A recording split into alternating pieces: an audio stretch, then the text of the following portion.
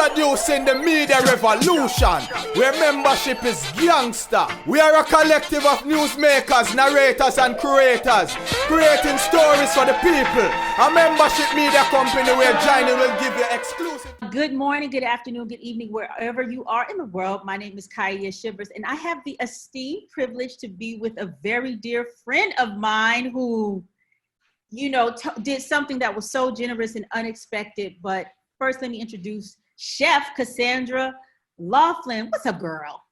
Not much. I'm so glad to be here today, this evening, wherever you are. But I'm glad to be here. You're glistening. Thanks. You're in the glow. So for those of you who have not heard, Chef Cassandra Laughlin is actually a contributor to Ark Republic.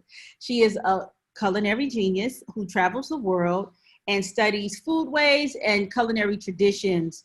For the past, how many years have you been doing that? I've been traveling for almost 3 years.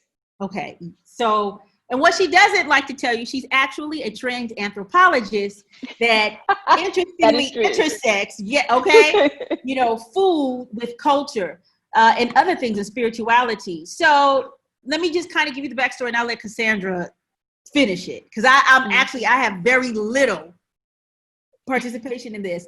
I'm going through my social media. Ark Republic is mentioned.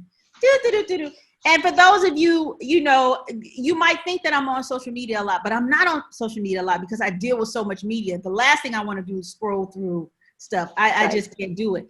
So I said, Cassandra mentioned me. What she mentioned? And I opened it. I said, Bakers Against Racism. What is this?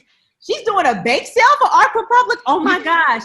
I was totally caught by surprise. So and this is where I exit the story. So Cassandra, please tell me, how did you get involved with Bakers Against Racism and why did you choose Ark Republic?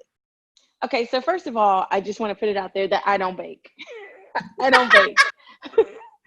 But my grandmother and my great-grandmother, when my great-grandmother was alive, she did bake. My grandmother is still living and she bakes. She cooks as well. But I thought, okay, Bakers Against Racism, this is some kind of sweet pastry thing. And when I read into it, it said the money could go towards Black Lives Matter directly or any other organization that fights against racism or kind of the machine or the industrial complex. And my first thought was Ark Republic because we are so uninformed. Like we are fed this media stream that is coordinated. I mean, if you had a TV, and I have worked for someone that was in media. So I've been in a room where there are 10 TVs on the wall and you've got like 10 news casts going on at the same time. And it's like they're reading off of a script. Like you only get the information unless somebody goes rogue or renegade and wants to sacrifice their career to get the information about what's going on. And I was like, this is a way to fight racism, is to get that information. So that's when I thought, okay, Ark Republic is perfect for this, which it's not the usual, Black Lives Matter, or we're doing this whole fight for racial injustice on the surface level. But definitely that is what Ark Republic is. It's like fighting injustice and getting people the information. So I thought it was the perfect sort of beneficiary for the bake sale. And I would not have done it for anyone except for you because I don't bake. But I thought this was a great opportunity to raise awareness about Ark Republic because a lot of people don't know. And then also just to do something that had some momentum. Like I'm fine with like the signs and the monuments coming down, but what are we going to do that's long-term and lasting? Like what are we going to do? How are we going to move forward? Like how do we do a movement and not just a moment? So that's where Ark Republic came in for me. I really do appreciate it. There's so much that goes into media that a lot of people don't know. And I had a conversation with somebody, and you being in media and you working, also in different facets, that there's just a lot of different cogs in the wheel. And it takes a lot of resources, a lot of money, a lot of hands, a lot of hands-on. And so I was very shocked, and I was so very appreciative because I think, unfortunately, as a Black professional, I've experienced people who are Black professionals who would behind the scenes support something like Ark Republic because they genuinely think that it's a good thing, but publicly would not support it because they think that because it's not the New York Times, it's not the Washington Post, it's not Essence, no shade Essence, y'all got a lot going on.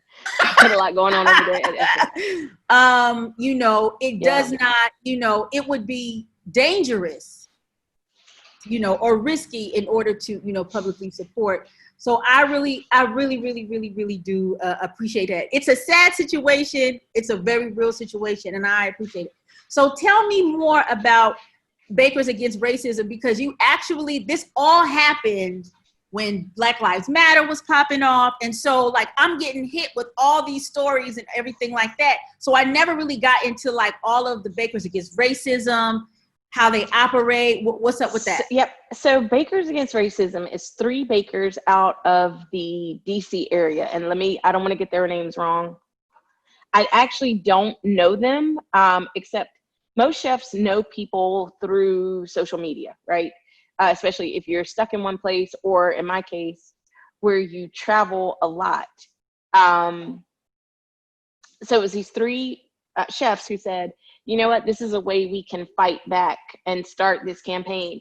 And it really started off super humble and super small. Like, hey, you know, if you want to bake a dozen cookies and, you know, either raffle them off or sell them and then donate the money to Black Lives Matter.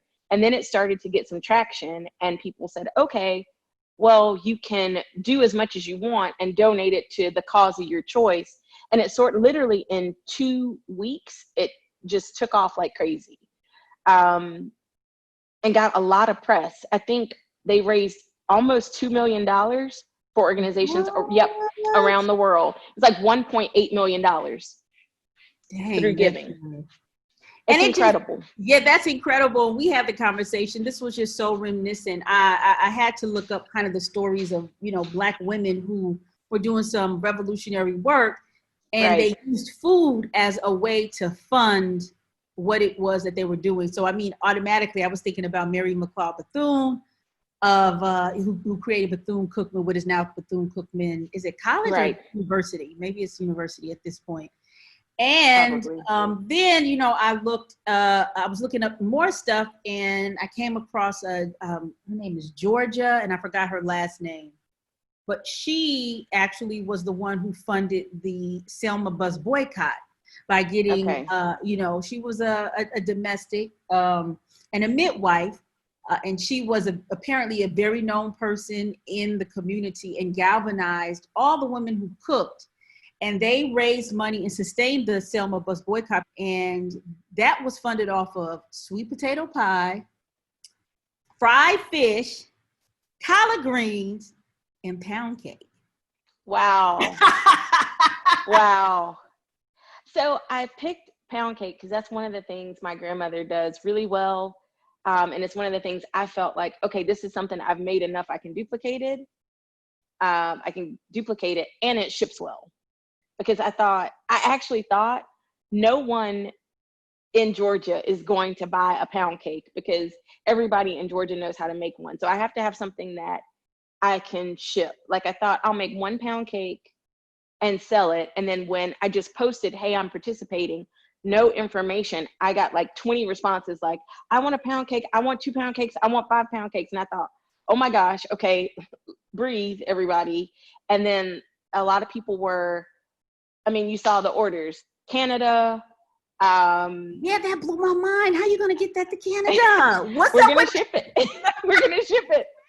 Canada, California, a lot of West Coast orders, a lot of Midwest orders, and a lot of orders from up north. But surprisingly, there are probably 8 orders that are from Georgia. Right. And I think, you know, and I've been, you know, just on the sidelines kind of having conversation with some of the people who ordered just to help you. But one of the people from Jersey who ordered, you know, said that her family is from Georgia. And so when I haven't had a good pound cake. in a very, very, very long time. And people were so excited, emailing me like, I'm going to get a Georgia pound cake. Right. You know, you're going to get and so we've been having this conversation about why the response was so strong, you know, because you got to date, how many orders you received? 51. And I had somebody text message me last night to say, hey, are you still taking orders for pound cake? So I you know, we had to get to a point where we cut it off, but I probably have 12 to 14 people that are like waiting for the next time. Wow, really? Mm-hmm. Oh my gosh, that's super dope. That is super dope. And in total, we raised. Sorry, you raised, because I didn't. All I did was sit back and just be black and be cute. Where you at? Sorry, I got a call. Sorry, my okay. phone is on airplane mode, so I don't know. It should not have done that, but Okay. So today we have raised $2,435. Really? Oh my goodness. Yeah, it's pretty overwhelming. So, you know, we're both from the Atlanta, when Atlanta was Atlanta. Right. And the AUC. So I actually had the fortune of going to Pascal's when Pascal's was Pascal's in the original location. Yes. And then also when it moved, it was in the bottom of one of the dorm buildings of Clark, Atlanta. Yes. And I went on a Sunday and they had, you know, Castleberry. It was on the bottom of Castleberry. I think that was called. It was insane, right? So when I think about a place like Pascal's where civil rights leaders can meet, or I think about people, like you said, that sold pound cakes and pies for the movement, I'm just overwhelmed, like how food can nourish a movement, but also be a powerful tool in moving forward. So, I mean, and, you know, this is a Bakers Against Racism, but, you know, there are racist people that love fried chicken. So whether they realize it or not, they can be supporting some type of movement, which is just wild to me. Like it's hard for me to wrap my head around it. How can you raise millions of dollars off of cake and pie and things that are very humble? So it just blows me away, and it gives me away as a chef that I feel like I can participate in feeding a movement, you know, if it's marchers or protesters or leaders, but then also financially feeding a movement forward, which you don't get that as a chef. There's no, like when people say they need donations, it's like, okay, well, I can donate meals to the hospital, or I can donate or make food for protesters, but you don't feel like you can contribute in a significant way. This is a way that you can contribute in a significant way and make a huge difference. Yeah, I think that, I mean, for me, in this whole process, and just thinking about the strong response, because I mean, even that there were just a lot of people who wanted to you know, to do it, and they just were like, you know, because of all of the extenuating circumstances, they were like, you know, I can't do it at this time. But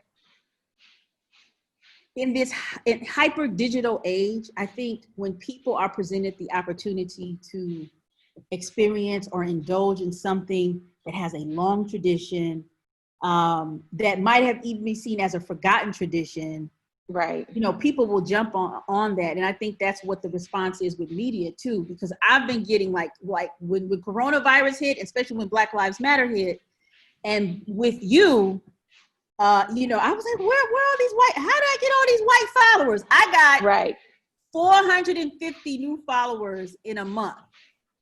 Wow. And so, yes. And so it was a combination of Bakers Against Racism. Also, there was a lot of interest in the Black Farmers Index that we have, and also list we have of Black women wine makers and spirit makers. Okay. But, you know, people have responded and said, you know what, I didn't know this existed. This is so refreshing. You know, thank you so much. So I think people are really, I mean, with everybody and their mama have a Zoom, meeting Right. and a Zoom thing like that. So it really does that. It really is very refreshing. So I appreciate that. I think I want to bring this up. Two things. One thing you said earlier, and one thing we've talked about previously. One thing you said is about people supporting publicly Ark Republic. And I think before the now time, it was some type of stigma or controversy because it is a pro-Black publication. So I'm not going to say it's only Black because you cover a variety of stories, but I think people at one point saw that as negative. Like it was okay if you were aligned with Ebony at the time, or Jet, or Essence, or whatever that vertical of Tasty or BuzzFeed that covers Black things, like in a pop culture kind of way, like that's okay. But to be with a pro-Black organization, although it's interesting to me, the stories come off very neutral. Like you just present, here are the facts, are some things that you're not hearing, but it's always this hesitancy, especially if you're connected to any kind of media. Well, I don't want to be too Black, or I don't really understand that, because I think one of the things that Ark Republic gives me as I always say I'm an aspiring food writer, is I have a venue and an outlet. You know, nobody before 3 weeks ago, nobody wanted stories about pound cake. Nobody. You know what? And you can keep that same energy when you were rejecting me. You keep that same energy over there, because I'm not here for that. I'm not here to be popular for a month and then I can't get a call back. So Right. I think it's so interesting to me. Like, I don't understand any other group where if you're in some type of Jewish league or some Scottish heritage organization, that doesn't hurt you. It's like, oh, look at them practicing their culture. That's so cute. You know, but when we do it, we're militant, or we're angry, or we're trying to like mess up the system. And I don't think that's fair. And you know what? I think we have been fed such a very particular type of media and how it's presented, that anything that deviates from it is considered, you know, like Ark Republic is considered pro-Black. Because one of the things that there are, so every news organization, and a lot of people, like I said, don't really understand the workings of it. And mind you, let me tell you, some of my like ride or die contributors are white men. Okay. Right. They are like, I mess with Ark Republic. It gives me the space to be creative. You know, I really like what you're doing. And so I laugh, but there are several things when I started Ark Republic that I said I was going to be very intentional about. And that was based on my research when I studied African movies. And I interviewed a range of African-American and people from the Caribbean living in the United States, asking them, well, why do you watch these Nigerian and Ghanaian movies? And I got across the board from them is, you know what, the movies might not be the quality that you get when you go to Hollywood. However, it is the only time where I am able to see a variety of Black characters. You have a Black judge, a Black cop. Yeah, you have a Black thief or a Black vixen, but you also have a Black, pastor. So, if you don't get to see that a lot in this media period. And so I said that, when I would present Ark Republic, one of the things I would be very intentional about is not always using Black bodies or Black bodies that are harmed as the cash cow and in rotation. And so in Black Lives Matter and all this thing, girl, sorry, but I told you I'm an idiot, and I don't have that AC like I do it. Yeah, I'm sweating like I'm down south, girl. So anyway, right. So it's like when at the height of the George Floyd protests, 24/7, you had his body being on the ground, pinned on the ground, rotating. A lot of people don't know that news organizations are making money literally off of dead Black bodies. So one of the things that I just said at Ark Republic I refuse to do is to show pictures of harmed Black bodies. Right. Maybe there might be one, maybe two. And I think the one time that I recall I did it, I believe I pulled it off. And that's because we already see that in the mainstream news cycle, right? And another thing is that I'm very intentional about, even when it's like a story, let's just say I did a story on LGBTQ plus and how the Supreme Court, made the decision that sexual orientation and gender identity you can sue if you're discriminated against that. Right. Well, in choosing a stock image, I said, I'm going to choose somebody Black, because rarely do you see Black people, the LGBTQ plus community, who are represented. So a lot of people, when I first started Ark Republic, I got a lot of hate emails and quite a few stalkers and crazy people about you're a pro-Black, you're a Black. And so that's how much we have been conditioned, that when we see something that steps outside of seeing white faces in positive spaces and only Black and brown bodies or people or voices in either negative issues or issues that are pertaining to Black and brown people, that's another thing as well. Like when you go to CNN and all this other stuff, when it's an issue pertaining to a Black person, they'll have a Black person. But, what about just a regular issue? Like, what about just a regular issue? So anyway, I think that's what makes people kind of hesitant about it. And also, I think Black professionals have been placed in this really, and I even talk about that, for me as a Black professional, like I had to say, when I started Ark Republic, you're really putting yourself out there because of the hyper digital space. You are putting yourself out there for a lot of critique, a lot of criticism, and a lot of assumptions about your level of intellectual capacity, your professionalism, and so on and so forth. And in these 3 years, so let me say this, I've gotten a lot of love and I've gotten a lot of support. I've also gotten a lot of criticism. And unfortunately, a lot of that has come from Black folks who will never give a goddamn dime or time. So, so that's something I think that we have got to work through. But I understand the system. I thank you for addressing that. But everybody who's out here don't know, Cassandra, a gunner. She a gunner, runner, rider, check. She try to act all nice and polite. She got some pound cakes too, but she a gunner, runner, rider, check.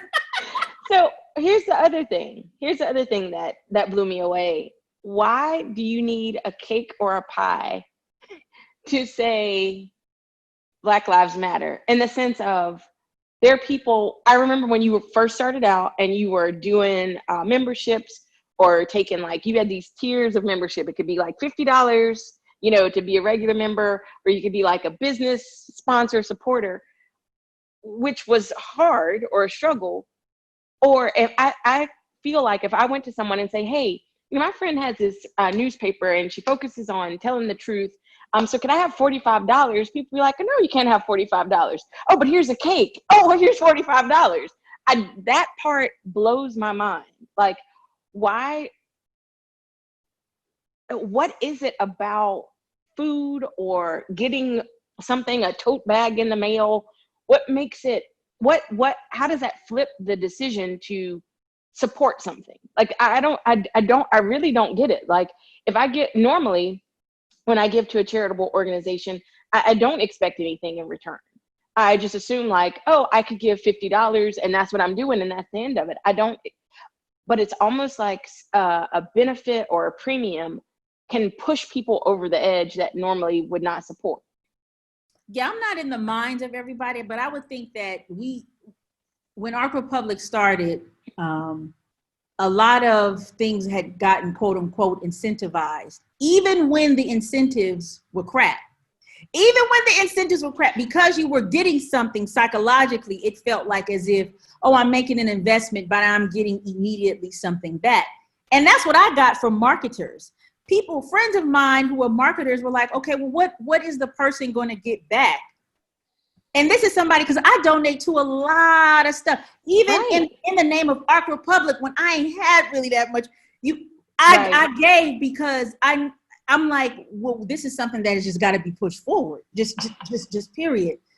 And I would say that as a result of Black Lives Matter, people now, I think, are more conscientious about being more involved and invested in things for the better of the whole. Because like how coronavirus taught us, nobody's safe. You know what I'm saying? Like we are all, and then when Black Lives Matter, and then you know what happened? So coronavirus happened, and then in the United States, right? And then it was like, oh, Black and brown people, mostly Black people are dying. And so the rest of the country went on about their business. People in Florida went on the beaches and all this other stuff. When Black Lives Matter happened and all these protests, which were a lot of white folks showed up, then there was a reckoning, right? There was a recognition that, that there are more people that are impacted and have care and concern beyond, racial demographics.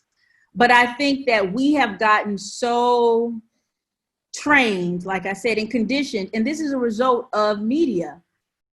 We have gotten so conditioned to not give. The only time that people, I think, still regularly give is if they go to some religious organization, and every other organization is blah, blah, blah. I really believe, as much as people talk about baby boomers, I think baby boomers have been holding down a lot of organizations because Generation X, Z, and millennials don't give the way that baby boomers give. And for the record, let me tell you this, I try to be very transparent. For the record, in terms of cash donations that I got until March, I launched Ark Republic June 2017. Cash donations that I received to be member, because it was a membership. And I had like these grandiose, and this is the thing. You had these tiers, like I had these tiers and this whole, I had this whole grandiose idea. And honestly, I had to sit down. What they say, I had to take several seats. All right. I had to take several seats because all these ideas that I had are sitting somewhere in a pad because there was no way that I could carry them out because the total membership that I got was up until March of this year. I launched June 2017. That wasn't like cash donation out of my pocket was about $800. Wow. $800 from the memberships. Yes, ma'am. So this is what I'm talking about. Like the people that bought pound cakes from my end, people that I know, these folks are liberal thinking anyway. Like, it's not like I had to convince them like, oh, you should not be a racist. So I will say that, but there are other people who wouldn't think twice about giving to an organization or, the ACLU or Anti-Defamation League or any of that, but you give them something. Here's a beach ball and a bag. Oh, okay. Y'all write you a check for $100, and it's just like, what? Like, like you said, these trinkets that don't mean anything. Like I've seen people give money, and like the premium is a sticker, like literally a sticker. In terms of like how people give and so on and so forth. I had a conversation with a woman who was interested in doing something with bringing money to Ark Republic. Okay. And she said something to me to the fact of,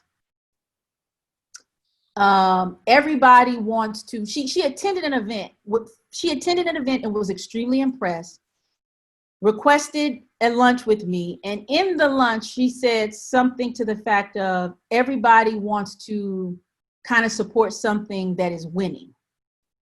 Okay. Yeah, I was like, oh, okay, well, what does that mean? Because that's foreign to me. That idea is foreign to me. And she was like, well, they just want to, say that, they were there when, they were just starting and they saw how, that it was going to had a lot of potential and they could attach themselves to it. This woman never donated. But I think that we get caught up, and particularly when it comes to funding Black women's projects. Black women are by far the least funded. Black women and their ventures are the least funded venture in the world. It is abysmal. It is shameful the way that Black women companies are passed over There was a study that was done in 2017 or 2016 that did a study of, based on these investments, how many Black women and what amount did they make? It was like 0.005%. Wow. Of the money was given to Black women. So and let me break this down. They were like, out of all of these millions, Black women in total got like $26,000. And the yes. Wow. Yes. It was disgusting. And so I think also, I think there's also this notion, it's like, you a Black woman, you go girl, you can do it. I know you got this, all this other stuff like that.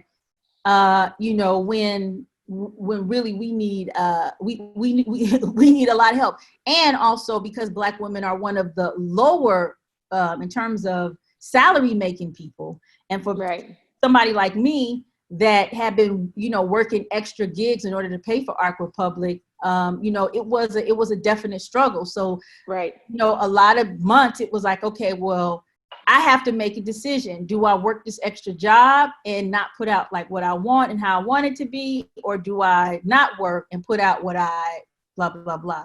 So, you know, I opted to, you know, to work because security is also a really huge issue. I know definitely for me, you know what I'm saying? Oh, like for sure. You know, I'm not a trust fund baby. I'm from a family of 6. I was raised in South Central Los Angeles.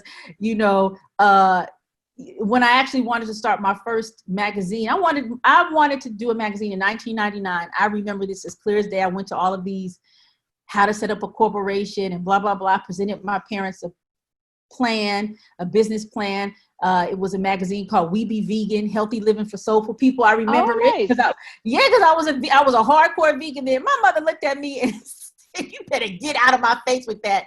I will only help you if you are going back to school. And I think that was it. I think that's all she said she was going to help me with. You need a better job. So, So anyway, so I'm saying all that, you know, to say that, you know, because Black women are it's so, they give all these statistics. Black women are the most educated and also are starting the most businesses, but we're also the least funded. We have mental health issues. We have reproductive issues. We have all these things that are going. We have issues with finding companions, whatever it is we want. We have all these things going on. So it's like that superwoman thing just totally irks me. Oh, that's the part I want to say. So in terms of not being a trust fund, we have also held on to this narrative. This is in my experience, that people want to be like Mark Zuckerberg's, what was that Apple guy's name? Steve Jobs? Steve Jobs and the computer term vaccine dude, Bill Gates. Bill Gates. But a lot of people don't know that all 3 of those guys came with money. And even when Apple was failing, Gates gave him money to save his company. So like this whole renegade, I'm going to go out there and change the world with $5 and quit school and all this other stuff. That is a hard road to hoe. I've been there, done that. That is a hard road to hoe. And it really is. I'm sorry. Yeah. And you talk about your experience with your culinary business. Yeah. I actually, I don't think I've ever told this story. I actually got, there was a huge recession, and I want to say it was 2007, 2008 in Atlanta, and I wasn't working. Not only was I getting unemployment, I was on food stamps, and I was like, I had already been through this earlier recession. I'm like, I'm not doing this. So I actually started private chefing using food stamps. Wow. And got a big gig. I will never forget this. I got a big gig, and you know how you get a deposit or whatever, but it wasn't enough. I knowingly sat in the DeKalb Farmers Market and wrote a bad check. I was like, we'll figure this out later, because this is, you don't have the resources. You don't have the funding. You don't have, and a lot of times what people in our generation, because supposedly, you know, we went to school and we made it. we don't talk about that we're still helping relatives. Like we still paying people's light bill and co-pays and hospital bills, because that not only are we trying to pay money to move forward, we're also sending money back home. And that's a part of the burden that other people don't have to carry. I mentioned that Ark Republic, you know, a huge fan. It's your organization. We're friends, huge fan from the get-go, but it's a place where I can write articles about food. I remember probably it was before I came to New Jersey. So like maybe 2015, 2016, me and some friends had decided, you know what, we're going to start our own food magazine. We're going to start our own magazine. And I know a lot of people in Atlanta. So it's like, I want to do it right. I don't want it to be raggedy. I don't want it to be on newsprint. Like, I want it to be right with a website and this and this and this and this. So I had a consultation. I paid $60 for a consultation. And the lady was like, okay, so for everything you want to do, here's everything laid out.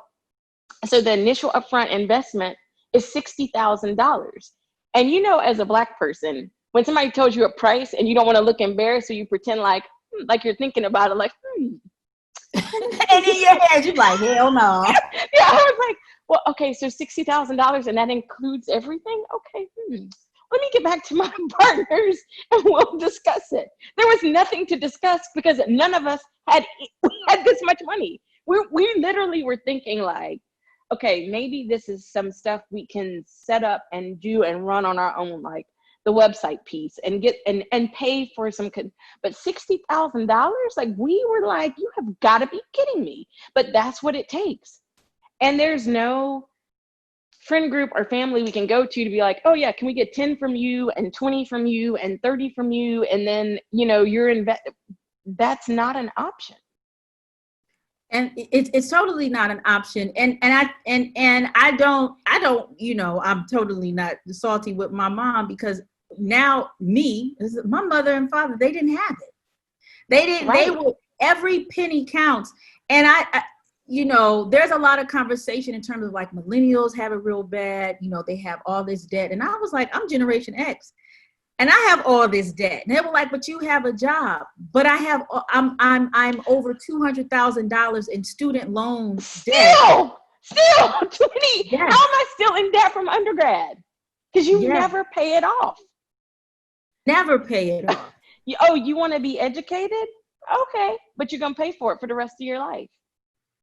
Yeah, and like you said, so here we are in a point, I think like our group is at a point where if we have children, we are taking care of our children, and that runs the gamut. We have now children who are college age all the way down to toddlers, because I have a friend who had a baby. Yeah, some friends that have it. I have, 42, 43. Yeah, absolutely. Yes.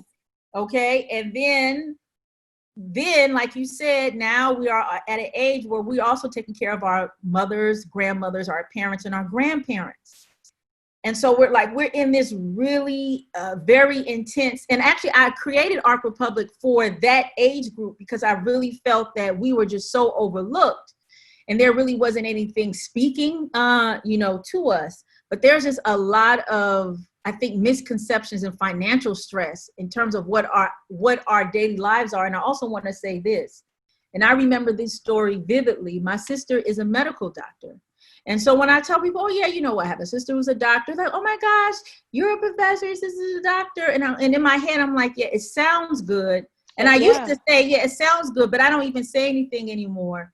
Because I don't want, people, the response is that you're not grateful. You know what I mean? And I'm like, right. It's not that, it's reality. We're not paid or compensated the same. In any way, shape, or form. And I remember this was like years into my sister's practice. And she struggled to get a full-time job. And she often would say that a lot of people because we have African names, would mistake her as being African. We have natural hair. There was so much difficulties in terms of navigating that space. And she didn't have a mentor.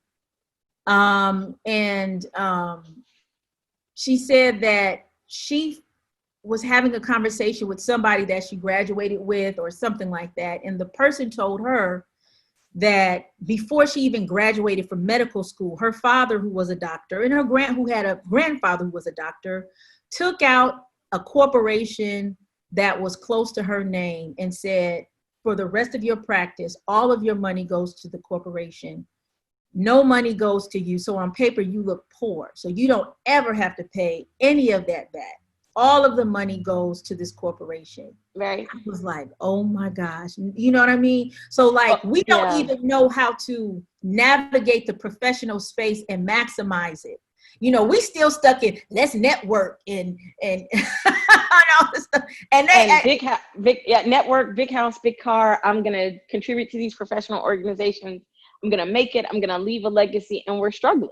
Yes, go to church, and we're all struggling because we're up to our noses in student debt, mortgages, cars, and also, you know, depending on what our social circles are, even our families, we might be the only person in our family that quote unquote made it. So like you said, you know, so have that weight, or, you know, you may be, you know, a professional, but your partner or spouse may be working class. So there's are these things that you've got to navigate, you know, in these spaces. Right.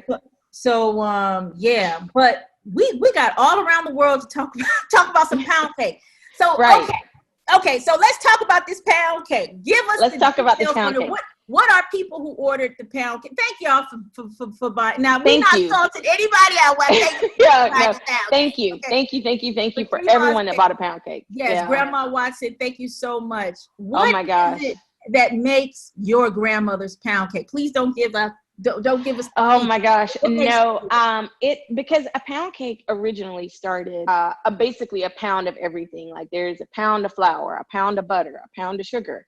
But once late 1800s, when leaveners like baking soda and baking powder that could give a cake lift, it's the same ingredients, but they've changed. So it's not a 1-to-1-to-1 ratio anymore. I would say for my grandmother's pound cake, for her, it is the type of ingredient she uses, very specific. You know, it has to be this brand of flour, and it has to be like she makes the vanilla. So yeah, it takes 6 months. It takes 6 months for her to make vanilla. So she makes the vanilla, which is vanilla beans. No secret there. It's vanilla beans and vodka, but you have to age it in like a dark pantry or cabinet. So I think all those things contribute. And I think I posted about this on Instagram the other day. It's not just cooking, it's this ritualistic process that takes place where the food is transformed. Like you have all these individual ingredients, which are, you know, butter, flour, eggs, etc. These individual ingredients that are combined together and transformed in a certain way. And the maker is transformed by making it, and the person that eats it is transformed. So it's and I don't talk about this a lot, but it's this unique, to me, what I almost call like kitchen communion that happens, because when you have a priest or some religious person that is turning, you know, they've got wine, they've got bread, it's not just wine and bread, they're turning it into, you know, if they're Christian, it's the body of Christ. You know, and they are transformed, these products are transformed, and the people who receive it are transformed. And I feel like that's the same thing that happens in a kitchen or when you make something. Like one thing in culinary, which is it was sort of the thought, is that your food has to be consistent. And I call this the Mcdonald Effect. Like it has to be the same every single time. And that was always a struggle for me. But fortunately, I came up in culinary through scratch kitchens. Even though I worked at a banquet kitchen, which was the W Hotel, we made everything from scratch. The salad dressing, everything was from scratch. So my boss said to me, my very first real culinary job, he was like, this job is easy because it doesn't have to be consistent. It doesn't have to be exactly the same. It just has to be consistently good because we don't have the same people. Like we've got a wedding, we've got a bat mitzvah, we've got a corporate meeting. These aren't the same people. So if it changes, or if we have to substitute out everything, that's fine, as long as it's consistently good. My third culinary job, I had someone that was this a huge philosopher kind of thinker and a chef, very temperamental, but very philosophical. And, you know, he would say this issue of consistency in food is a fallacy because, and he sort of got the same thing because I'm not the same, you're not the same. And the product is not the same. Tomatoes in July are not the same tomatoes that they are in August. So we have to make adjustments. It's almost like driving a stick shift. Like you know, you hit the gas, you ease up off the clutch. You've got to do some balancing, but as long as it's good. So I think for my grandmother's pound cake, I said all that to get back to this. It is how she, my grandmother, I think one of the things that I was attracted to in cooking is that for me, it was very ritualistic. And there were things I liked growing up, knowing things that nobody else knew or that weren't written down somewhere. It was like some kind of magical power that I know how to make this pot of beans come out this way and you don't. Like it was an transformative. I felt like a gatekeeper. So I think for her, it's this pound cake, it's how she combines everything. Like things have to be room temperature, but they have to be set out a certain way and in a certain order. And you got to do it like this.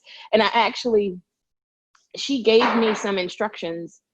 Like she's given me these instructions 100 times on how to make a cabbage. Right. And Friday, I think, okay, I'm doing big things. I'm going to make this cabbage. And she's like, what are you doing? And she's like, yeah, these are the right instructions, but this is the wrong kind of cabbage. You know, it's like, well, wait a minute. Like, yeah. And she was like, yeah, like, what are you doing? Like, this is not the right kind of cabbage. You don't do that with this kind of cabbage. So it's this secretive knowledge that's passed on either peer to peer or family member to family member. And I think that's what makes it, for me, that's what makes her so special to me, is that she just has this way of creating it, and it's very serious, it's ritualistic, it's simple and complex at the same time. To me, it is very similar to being an alchemist, but a spiritual alchemist. And you were talking about, you know, Christian, or like, you know, it is her own form of like a kosher or halal, like actually praying over it or having this very sacred relationship with it, right.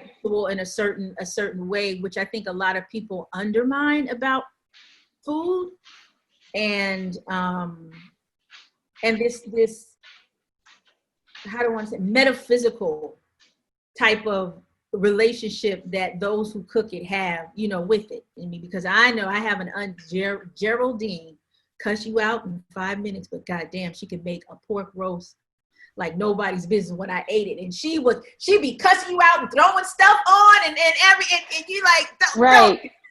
Right. But you know, science. Yeah. Science. I'm sorry, go ahead. Go ahead. No, she didn't use any measuring.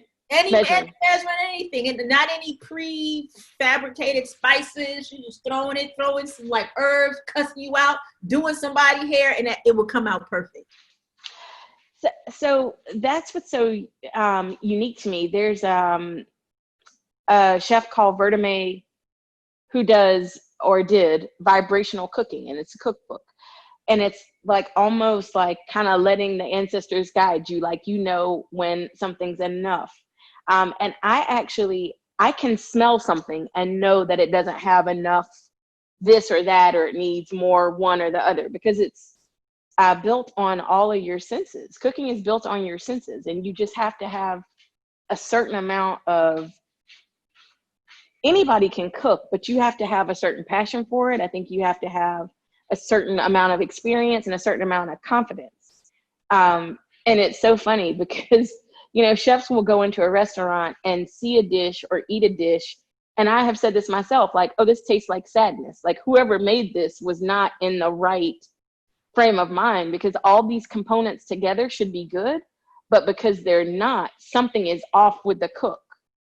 If the ingredients are right and the proportions are right and it's still not good, it's the person that put it together. And I think that's to me, that's the core of, I don't like the phrase, but I understand, of soul food. you know, right. You know what I mean? Of this idea that there's an energy that goes along, you know, with it. Of course, that stuff has been co-opted, commercialized, and it's a whole bunch of people that there's a whole bunch of places I went to. People swear, "Oh, God is good," and I go up in there and I walk out with a headache, probably a bad heart, and the sugar. It's the MSG and accent. Let's kind of have they've added. So, could you explain or just kind of give kind of an understanding about some of the myths? Give us 3 kind of popular myths about when people talk about Southern cooking, you know, you being from Georgia. Can we please just lay it out? Because we can go back, you know, we can go on and on about this. Right. So I think one of the main myths is that Southern cooking is very basic and not sophisticated. When you talk about making stocks, soups, sauces, gravies from scratch with very little ingredients or very humble ingredients, that is sophistication. That is actually the power of a chef, is to be able to take something very simple and make it into something that is desirable.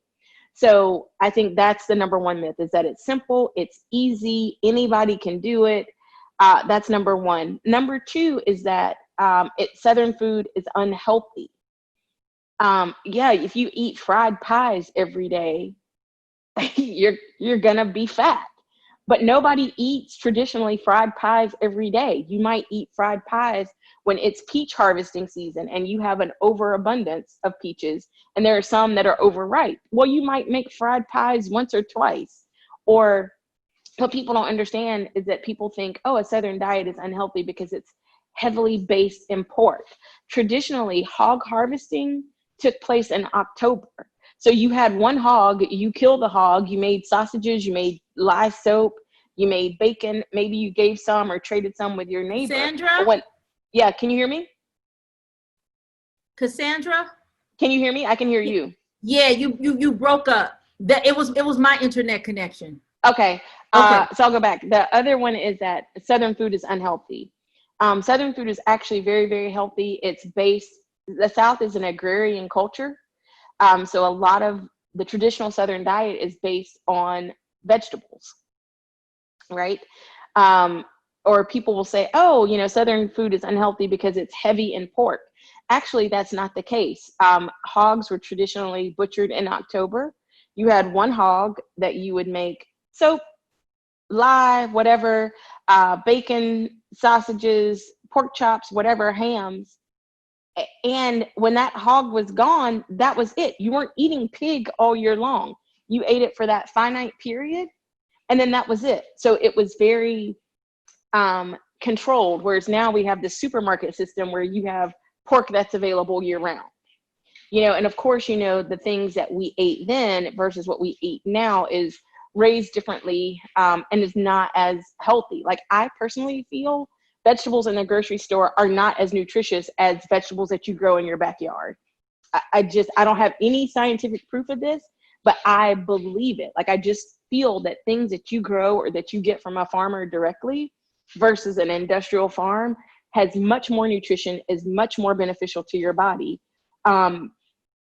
because it was raised by someone that cared.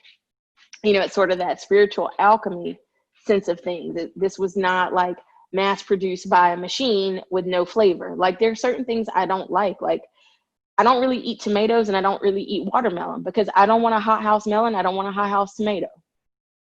It tastes like paper to me.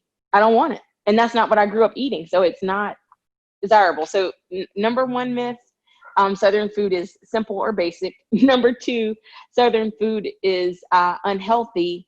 And I'll say the third thing is that Southern food, and this is something that I learned in the past 5 years, Southern food is something that you traditionally find in Southern states. So this is what I didn't realize. I knew that there were people that migrated up north that maybe took some Southern food with them. But I also grew up in a period of time where people in New York or had relatives in New York that would write to us and ask us, can you send certain brands of grits or flour, things they couldn't find up north? Well, of course, now that's changed, and with the internet and Amazon and all this, you can get whatever you want. So, the best fried chicken, I hate to say this, that I have eaten in a restaurant came from Boston. What? There are so many little pockets of Southern food or admiration for usually Louisiana Creole, but also some Southern happenings in Boston, and it's authentic. So for me to be able to go up north and to find Southern food that is as good as what I ate at home or what I've eaten at home is pretty amazing, because Southern food travels. It's part of this packable culture that we take with us when we move. It's in our mind. It's like mental cargo that we take from place to place, and wherever you go, you try to recreate that. Now, Northern Southern food, to me, it wasn't always that great, but I think that was due in part to the products. But I also found from working up north that the food takes on a different connotation, where we may eat it every day. There, sometimes it's more occasional, so it's a little bit fattier, it's a little bit sweeter. It's more on the heavier side, like, okay, this is a Thanksgiving or a Christmas type dinner, whereas most of the time when I eat at home, our vegetables are vegan. They don't have anything in them, or, I mean, I can't even remember the last time we had salt pork. Like, it's probably been 15 or 20 years. Because, you move on, you progress, and you realize that as you get older, if you're going to eat beans every day, maybe you need to make them vegetarian, or you need to use like smoked turkey in them and not salt pork if you're going to be eating this on a regular basis. So yeah, that's the other thing, is that Southern food can be found anywhere. I mean, even in Italy, there's Corey's fried chicken, which I am dying to go to. Oh, come, I'll be ready. We'll be ready. Yeah, I am dying. I want to check out his side dishes. I want to check out, there's a barbershop next door. And when you say Southern, like when I say Southern food is everywhere, it is everywhere. Like, people in Canada love fried chicken. They love Southern sides. But that's because Black people are everywhere. Like, there's nowhere that, and I think that's what I learned in traveling. Like, there's nowhere you can go. There's nowhere that I have been that there are no Black people. Like, not one. There are Black people everywhere. And they take, whether that's that Southern culture, whether that's that African cuisine that has those Southern roots, or the roots of where Southern food came from, you find it. You're going to find a fried bird. You're going to find some stewed greens wherever we are. My mom even talked about the other day how when she grew up, there was always a pot of beans and rice on the stove, because I was telling her, I was like, oh, African people generally have a rice cooker, and it's just rice in it, and they eat out of it all day, like all day long. And she was like, it's so funny, because I remember having rice and beans on the stove, rice, beans, and cornbread. So no matter what time of day it was, if you were hungry, you could just fix yourself something to eat. We don't do that anymore, because we work, well, post-corona, we're at home, but before that, we were away from home. You can't leave anything on the stove all day. So yeah, those are my top 3. Wow. And I want to add one is that Southern food is not monolithic. No, oh my gosh, no. Oh my gosh. Like, it is people, yeah, like people are like, when I tell them the first time that I actually ate collard greens, it was when I became a vegan, and I was in school in Florida, and there was a vegan restaurant, and they were serving collard greens. That was the first time I ever had collard greens, because that was not in my mother's culinary tradition. Because I was from Louisiana, right? Right, and specifically Southwest Louisiana. If you were more in the northern part, like Monroe, Alexandria, right, north, yep, you have. Yeah, that's more like, I would say, influential with Mississippi and Arkansas. So you would have that, but it was sauces, stews, gumbo, andouille sausages. So it was a very and even my husband, like Dwayne, right? My husband, he likes his food dry, and I like my food wet. I need it to be sloppy, You know what I mean? Which is very much when I see like Senegalese food Right. is very, similar. And so like, so there are just some things that I've just never eaten before. Like I've never eaten, forgive me, oxtails. People are like, you never ate oxtails and you black? And I'm like, I didn't have them until I was an adult. I had never had them until I was an adult. And I think I've had them twice. Yeah, like, yeah. And I'm like, well, have you ever had boudin? What is boudin? I was like, exactly. Right. You know what I'm saying? Right. So it's like, so, and what's this woman's name? Isabel Wilkerson's Warmth of Other Suns is like a really great book that talks about how people migrated in the culinary traditions that they took with them in the merges that they had.